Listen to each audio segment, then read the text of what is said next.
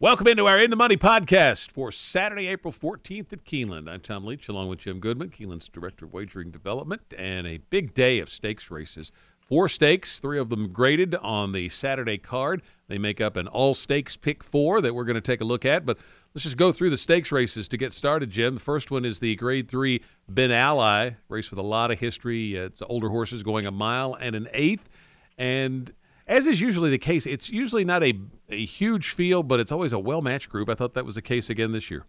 Yeah, it seems like this race always draws a good crowd, a good field, but not a big crowd. And that's the case this year. There's 7 horses, and you can make a case for. I made a case for at least 3 of them, and that's how I'm going to start at my pick 4. I like Rafting in here from Grand Motion. I really like the last race at Tampa.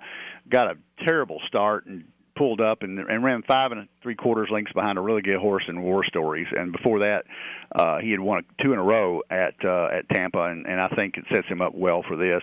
Also like Hollywood Handsome for Dallas Stewart, who we were touted on last year in the Louisiana Derby. I remember a comment that somebody told us he was going to win the Louisiana Derby. Well, he didn't quite do that. And he's come back this year as a 4-year-old, and he's run 2 good races, including the New Orleans Handicap last time out, where he ran right behind Good Samaritan. So Hollywood Handsome, I think, has got a shot. And I threw in Chip Leader, even though Chip Leader is a turf specialist. They tried him on the poly track last time out at Turfway, and he ran well, so no reason to think that he wouldn't come over to the dirt here and give a good effort. So I want to use him as well. But the pick here is Rafting for me for Grand Motion. I'm on the same 4 horses, but I'm going to go with Hollywood Handsome. I kind of think there's 2 horses that ran much improved races last time, Hollywood Handsome and Guest Suite, and I kind of think one of those 2 is going to win this. And I'm going to go Hollywood Handsome. I like that race you mentioned last time behind Good Samaritan. It's the 3rd start off the layoff now for this horse, and it may just all be finally coming together for him for that potential that you were referencing. Rafting, Guest Suite, Chip Leader are the other ones that I like, and I'll be using in my pick 4. But I'm going to give the edge to Hollywood Handsome in the Grade 3 Ben Ally. Giants Causeway's next. This is fillies and mares sprinting on the turf at 5.5. Big favorite in Lady Aurelia, and I like to try to beat favorites, but I cannot figure out a way to convince myself to beat this one. She's loves Keeneland. She's training lights out, and I think Wesley Ward will have her cranked up for this big day. If she loses, I think Morticia likely be the upsetter. She's run well here before for Rusty Arnold. Really good horse, but I don't think she's quite good enough to beat Lady Aurelia on Lady Aurelia's best day, and so I'm going to take Lady Aurelia, make her a single. Jennifer Lynette for the Cassie Barn. If you want to go one more, add one more, that would maybe be the next one. Triple Chelsea's has run well here before on this turf course. That's usually a good sign, but strong opinion here for Lady Aurelia for me. How about you? Yeah, when I handicapped the race, I wrote down, I said, Lady Aurelia is almost too obvious a single. So how can you beat her? And I went through all the angles that I think about. Is it too long a layoff? Does she need a race? And all the things that you ask her questions about. Well, she's done it before. She won this race off actually a little bit of a longer layoff after she ran at Newmarket last year and came back to this race. And she won for fun. She's only lost the Breeders' Cup Turf Sprint last year. She didn't run great there. I don't think she liked the track that well, and there was so much speed in there. I think she wins this race. I think she's a single in the pick 4. However, I'm going to give a fairly inexpensive pick 4. So if you want to multiply by, I've got a $30 ticket. If you want to put somebody else in there, if you put Morticia in there and Lady Aurelia does not run her best, you're going to get 10 to 20 times the payoff on a pick 4 as you're going to get with Lady Aurelia. So it might be worth an extra $30 to put Morticia in there. I would also take a look at Triple Chelsea. I think Triple Chelsea has a chance to get a lead here, and Bashiza won a couple races yesterday on the card, and I think she's got a shot. Joe Sharp is a good trainer. She's in good form. Is she as good as Lady Aurelia on her best day? Absolutely not. But does she provide value? Absolutely, yes. But Morticia would be my second choice in here, but Lady Aurelia looks like a standout, and she's the star of the show, even though this is not the feature race. It's going to be the most watched race, I think, on Saturday. Race 9 is the Grade 3 Stone Street Lexington Stakes, and you've got My Boy Jack, the favorite, way out on the outside. How concerned about that post position are you? Well, I was, but this horse needs to win to get in the Derby. If they're going to take him to the Derby, but it's kind of the last chance for points. The Louisiana Derby, if you go back and watch it, he was hung in the 9-hole that day, and he got up and only lost about 3/4 of a length to Noble Indy, who's one of Pletcher's stars. So off that race, I think My Boy Jack can overcome the 12-hole here. I don't like the outside post at Keeneland, but I couldn't find a logical alternative to him. I think the other horses in here that could have a shot if he is affected by the post position. Pony Up for Pletcher, who just barely lost the Jeff Ruby Stakes race at Turfway Park, but that race I don't think was very strong. Gravitos, who won a springboard mile at Remington Park very easily, might have a shot. He's in good form right now. And the other horse that I thought might have a shot is a very lightly raced Mark Casse with Telekinesis. Has 2 races with a 90-87 buyer, picks up Castellano. So if you don't like the post position, I think it's the only reason to go against My Boy Jack. If he was in the 3-hole, he'd be 2-5 here. You might get 6-5 or 7-5 on him in the 12, but I'm still going to use him in the pick 4. I always try to start out every handicapping challenge trying to see if I can find a way to beat the favorite. And when the favorite's drawn there, I was even more predisposed to do that. So I ended up coming to Telekinesis. And just on form, I mean, a 90 buyer in the debut is strong, then stretched out to 2 turns and ran well. But we talked to Mark Casse for the Today at Keeneland show on opening weekend and looking ahead to this race. Or actually, we're looking ahead to another race, but I happened to ask him about this horse, just as kind of a throwaway question at the end of the interview, and he said, I'm really excited to run this horse in that race. So that was noteworthy, I thought, and I was looking for a reason to beat the favorite, so better post position and those comments from the trainer. I'm going to go Telekinesis and My Boy Jack, and I think it's one of those two. If you added one more, I'd go Gravitos, and if you want to go even deeper, might try Pony Up just out of respect for Pletcher. But Telekinesis, My Boy Jack, for me, I'm going to give the edge to Telekinesis for a better price. 10th race is the Grade 1, Coolmore Jenny Wiley, and this is really tough. I think there are at least 5 of these distaffers who I could see winning this race, and it wouldn't surprise me at all. Donna Bruja, La Coronel, loves Keeneland. Off Limits had I think a 4-race win streak snapped in her debut, and Joelle Rosario told me that she had some trouble in that race.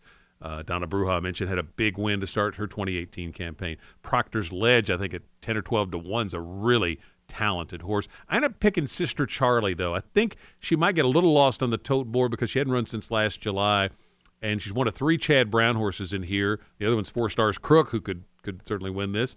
But Sister Charlie, I think, was really well-regarded coming into that race at Belmont last summer. Didn't do what was expected, but she's been off since then. She's working lights out. Chad Brown's exceptional off the layoff, and I think I'll get a little better price maybe on her than I will on Off Limits or Donna Bruja or La Coronel. And so I'm going to try Sister Charlie to get the money in the Jenny Wiley. How about you? I am pulling for La Coronel, and I've tried to beat her before at Keeneland, and she's 3 for 3 at Keeneland. I'm not sure about the history of this.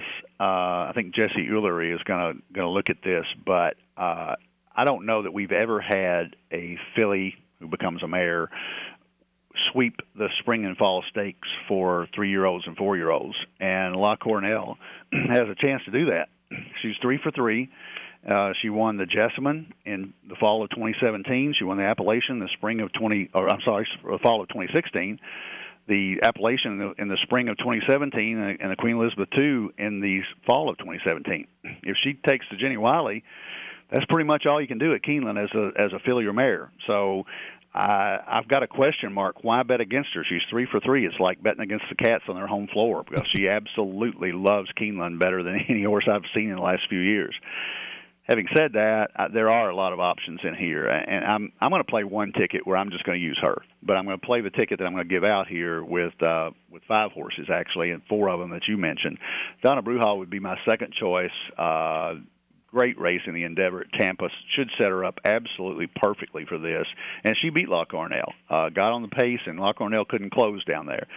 So she picked up Ortiz off Declan Cannon, which obviously is a big move up, and Ortiz takes her back.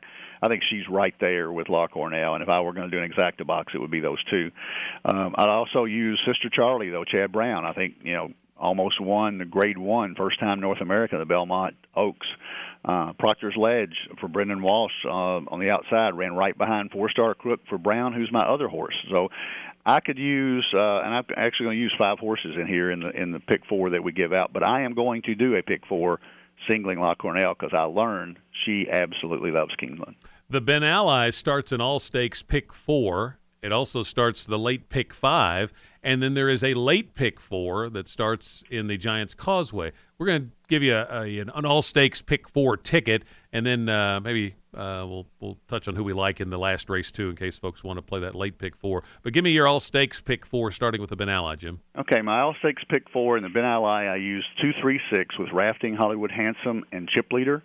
And then on my $30 ticket, I did single Lady Aurelia in the second leg, but on a $60 ticket, I would also use Morticia the 3. But let's say 8 to single. I'm singling my boy Jack. I hate to do that on the outside post, but I think he's that good in the Lexington. And then I'm going to go 5 deep in the Coonmore Jenny Wiley with the 4, 7, 8, 10, 11. That's Donna Bruja, Sister Charlie, La Cornell, Proctor's Ledge, and 4-Star Crook.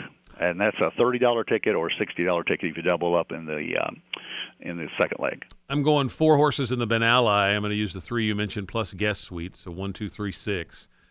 Lady Aria is a single in the next. I'm going to use 2 horses in the Lexington, Telekinesis and My Boy Jack, 2 and 12. And then in the Jenny Wiley, I'm going to finish up with the 7, my pick to win, Sister Charlie, plus the 8, La Coronel, the 3 Off Limits, the 4, Donna Bruja, and the 10, Proctor's Ledge. And if you want to add one more, add 4 Stars Crook. But I'm going to stick with those 5 for my all-stakes pick 4. Now, as I said, there is a late pick 4, which runs through the 11th race. Anybody you like in there? Yeah, if you've still got any money left, it's a maiden special weight, and it's pretty much wide open. I went with Song of Mine for Calvin Burrell and Dane Kabisky simply because she's gone up against Eskimo Kisses and Tahoe Dream, her first 2 out, and both those fillies came back and won their next time out. So at Oaklawn, she drew a couple of tough fields, and Diamond Coat also came out. So that's a key race that she comes out of at Oaklawn. So if I were playing an inexpensive ticket, I would single Song of Mine. I'd also use, though, on a spread ticket, I'd use the 7, Silla Manila for Tom Proctor, out of respect for him. The 4, Hanalei Moon, first-time starter for Mark Cassie. And the 10, My Sister's Keeper, a second-time starter, and what gets me there is Castellano hanging around for the 11th race to ride for a very obscure trainer, so maybe JJ knows something about the 10 horse. So I would use those 4, 5, 7, 10, finishing up the pick 5 or finishing up the late pick 4. If the 13 draws in, I like that one a lot. Just missed in the debut with a little bit of a wide trip.